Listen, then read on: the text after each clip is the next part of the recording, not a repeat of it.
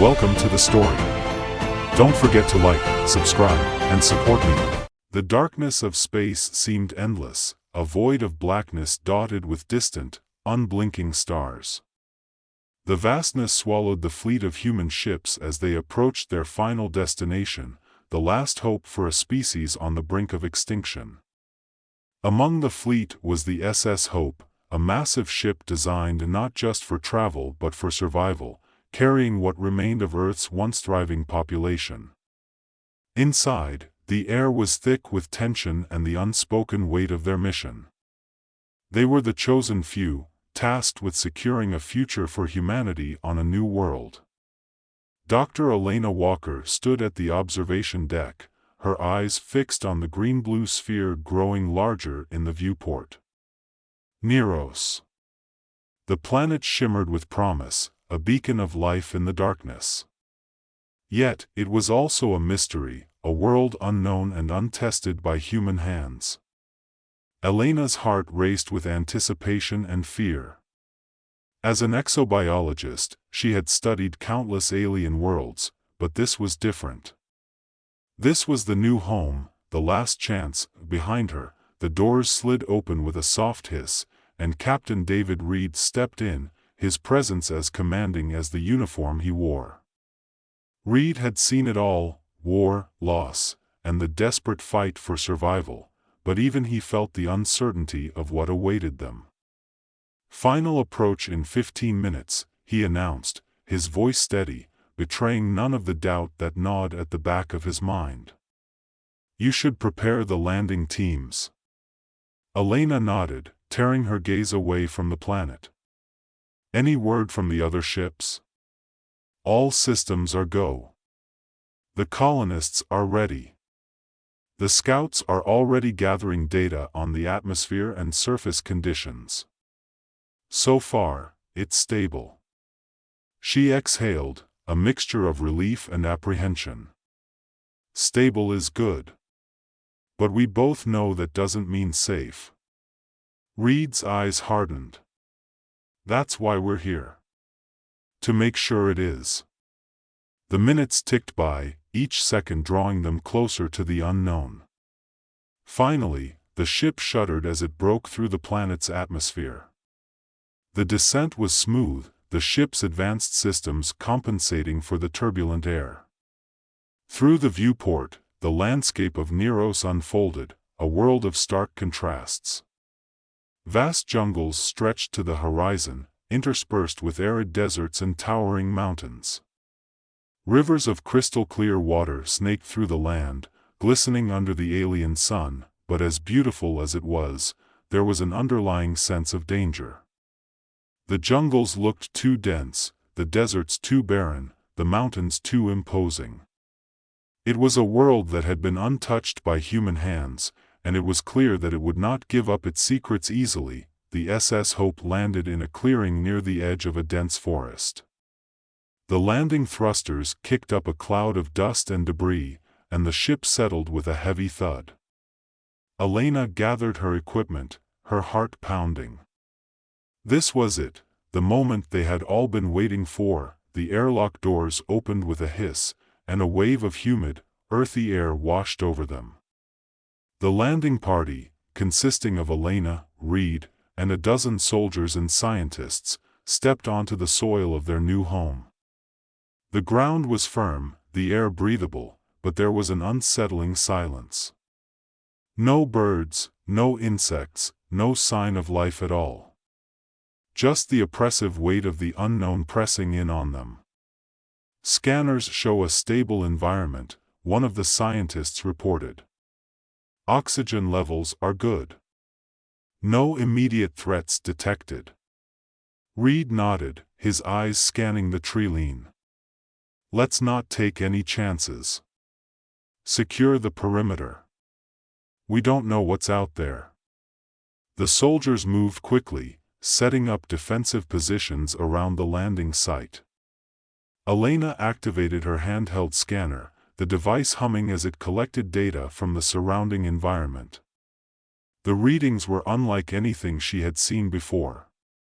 The plants, the soil composition, even the air, Everything was different, alien in ways that both fascinated and unnerved her. "We need to start cataloging the flora and fauna," Elena said, her voice tinged with excitement. "There's so much we can learn here." "One step at a time," Reed replied, his tone cautious. "We need to establish a secure base first. Survival comes before science." Elena opened her mouth to argue, but before she could speak, a distant rumble echoed through the air. The ground beneath them trembled, and the soldiers raised their weapons, eyes scanning the horizon. "What was that?" Reed demanded, his voice sharp. The rumble grew louder, closer, until it became a deafening roar. The trilene exploded as a massive creature burst through, its body a terrifying fusion of scales and muscle, towering over the humans. It had the appearance of a predator, with sharp claws and a maw filled with jagged teeth. Its eyes, however, were what chilled Elena to the bone, intelligent, calculating, and filled with an unmistakable hostility. "Open fire!" Reed shouted, and the soldiers unleashed a hail of bullets at the creature. But the projectiles seemed to have little effect, bouncing off its armored hide like pebbles. The creature roared, a sound that shook the very air around them, and charged. Panic set in as the humans scrambled to defend themselves. Reed fired his rifle, aiming for the creature's eyes, but the beast was too fast. It plowed through their defenses, scattering the soldiers like leaves. Elena could only watch in horror as the creature bore down on them. Her mind raced, searching for something, anything, that could stop it. Then she remembered the scanner in her hand. Frantically, she adjusted the settings, tuning it to the creature's biosignature. The device beeped, and a stream of data flooded the screen. "Reed," she shouted, her voice barely audible over the chaos. "It's sensitive to sound frequencies. We need to disorient it." Reed didn't hesitate. "All units, switch to sonic rounds. Now!" The soldiers quickly adjusted their weapons, and a moment later, a high-pitched whine filled the air as they fired. The creature roared again, but this time, it staggered, its movements jerky and uncoordinated. It thrashed wildly, trying to shake off the sonic assault, but it was no use. The humans pressed their advantage, driving the creature back until it finally collapsed, its massive body crashing to the ground with a thunderous impact. Silence fell over the landing site, broken only by the ragged breaths of the survivors. The creature lay still, its chest rising and falling with labored breaths. It wasn't dead, but it was subdued. Reed approached the fallen beast cautiously, his rifle trained on its head. "What the hell was that?" he muttered. "A native predator," Elena replied, her voice shaky. "And if it's any indication of what we're up against, we need to be very careful." Reed nodded grimly. "Agreed. We need to fortify our defenses. This planet is more dangerous than we anticipated." The encounter with the creature had shaken them all, but it also served as a stark reminder: they were intruders in a world that was not their own. And if they wanted to survive, they would need to be prepared for anything. As the soldiers worked to secure the perimeter and tend to the wounded, Elena knelt beside the creature, her scanner still collecting data. Despite its fearsome appearance, there was something almost noble about the beast, a reminder that they were not the only ones fighting for survival on this planet. "We need to understand this world," she whispered to herself. "If we're going to make it here, we need to understand it."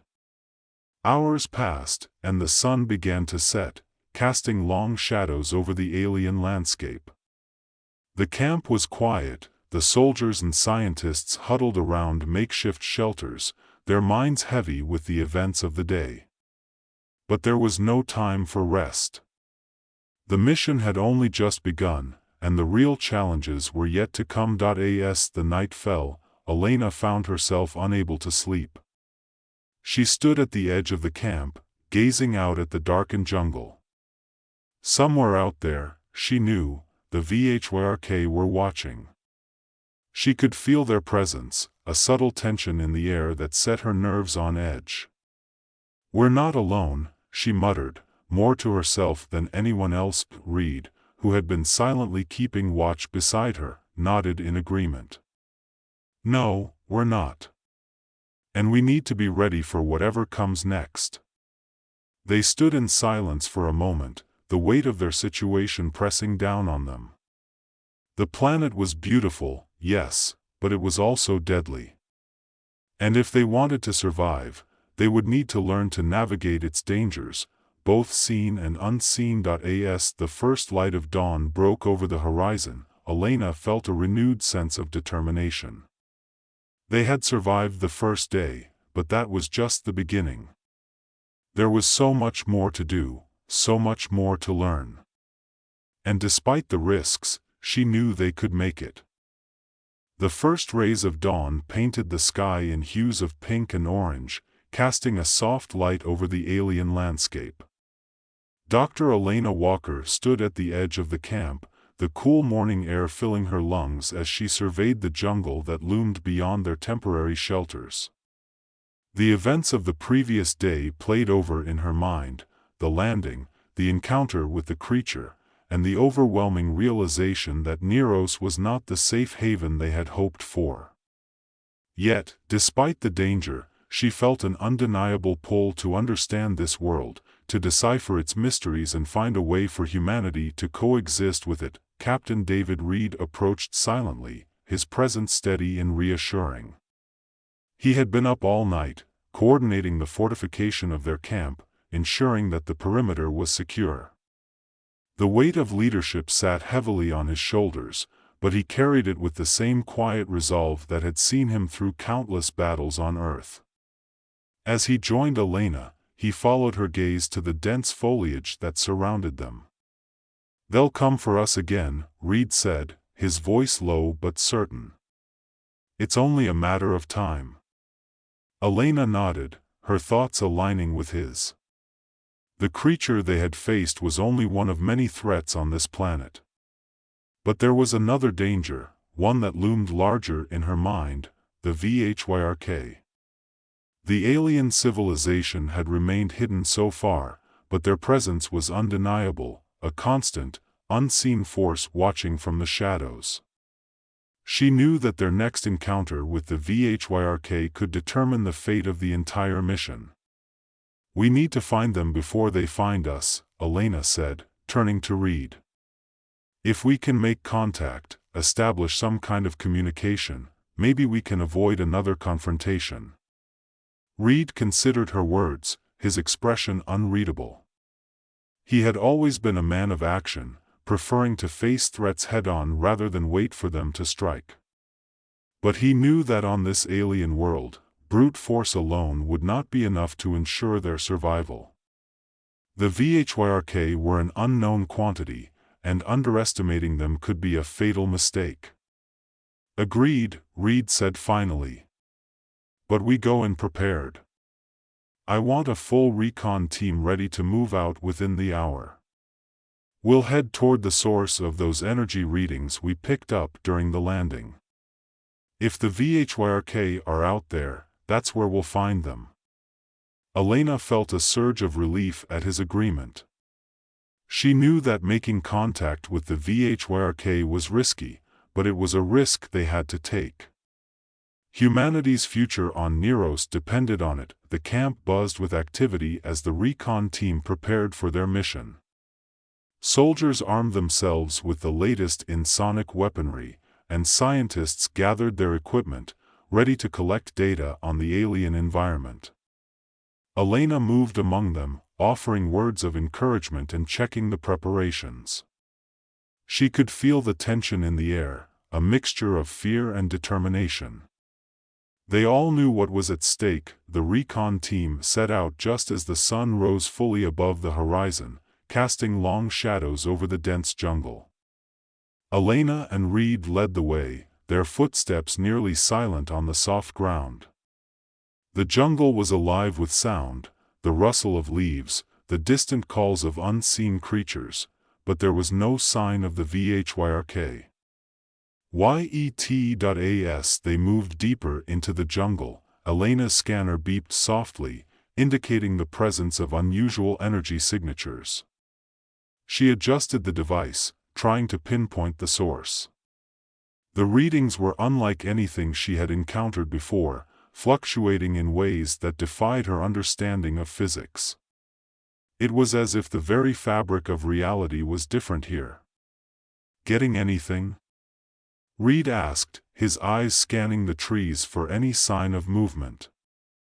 "Yes," Elena replied, her brow furrowing as she studied the data. "There's something up ahead, something powerful. We're close."